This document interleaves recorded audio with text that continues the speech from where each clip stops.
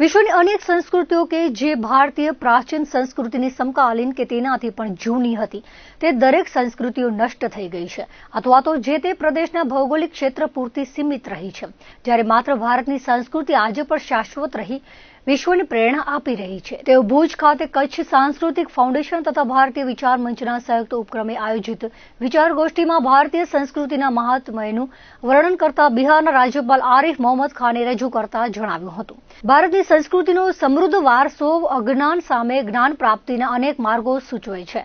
જીવનની દરેક પરિસ્થિતિ અને સમસ્યાઓનું સમાધાન તેમાં સમાયેલું છે। ગૌરવશાળી ભારતીય સંસ્કૃતિએ વિશ્વને શાંતિના માર્ગ ચીંધ્યો છે।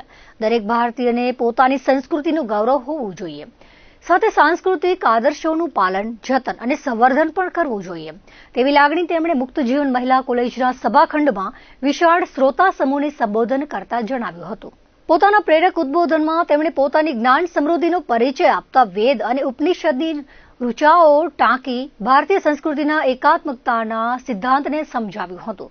ભારત પાસે વિશ્વને માર્ગદર્શન કરતી પ્રાચીન સંસ્કૃતિ હોવા છતાં આપણો ઇતિહાસ ઉજ્જવળ કેમ નથી તેવી શંકાના સમાધાનાર્થે તેમણે જણાવ્યું હતું કે આપણે જ્ઞાન મેળવી શક્યા પરંતુ તેને આપણા પૂરતું જ સીમિત રાખીને તેને સાર્વજનિક ન કરી શક્યા એટલે આપણું પતન થયું છે। ભારતની સંસ્કૃતિનો સર્વોચ્ચ આદર્શ એકાત્મતા છે એવું પોતાના વક્તવ્યનો બીજો સાર કહેતા બિહારના રાજ્યપાલે જણાવ્યું હતું। હકીકતમાં ભારતની સંસ્કૃતિના એકાત્મતાના આદર્શને સમજીએ તો આજે આપણને સમાજવાદ અને બિનસાંપ્રદાયની વાતો કરવાની આવશ્યકતા જ ન રહે। આ પ્રસંગે કચ્છ સંસ્કૃતિ ફાઉન્ડેશનના અંબાપ્રસાદ ત્રવાડી તથા ભારતીય વિચાર મંચ સાથે જોડાયેલ આરએસએસના સંઘચાલક હિંમત વસણે સ્વાગત પ્રવચન કર્યું હતું।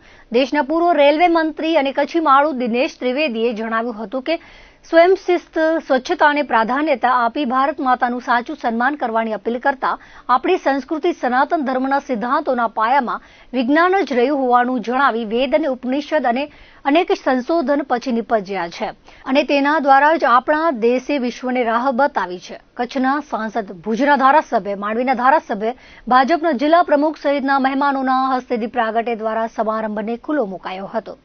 આ પ્રસંગે વિવિધ સંસ્થાઓના હોદ્દેદારો, કાર્યકર્તાઓ અને મોટી સંખ્યામાં પ્રબુદ્ધ નાગરિકો ઉપસ્થિત રહ્યા હતા।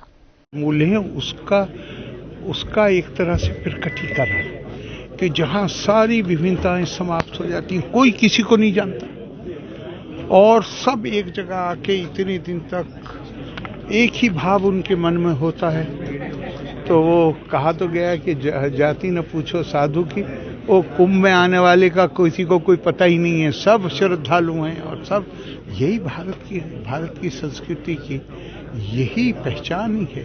इंसान की, मानव की समस्या ये है कि हम अकेले भी नहीं रह सकते, हमें समाज में रहना है। समाज में रहते हैं तो हमारी जो प्रवृत्तियां हैं उस प्रवृत्ति में एक प्रवृत्ति ये भी है कि हम श्रेष्ठ बन के रहना चाहते हैं, उसमें ही संघर्ष होते हैं। ये महाकुंभ जैसे जो अवसर हैं ये हमें थोड़ा सा एक प्रशिक्षण देते हैं कि कोई श्रेष्ठ नहीं, सब इस मानव प्रतिष्ठा नहीं, भारतीय संस्कृति में मानव की दिव्यता का सिद्धांत, उसके बाद उसमें प्रतिष्ठा भी है, उसमें समता भी है, उसमें बंधुता भी है, उसमें हर चीज आ जाती है। तो ये बड़ा भारी संदेश है दुनिया को।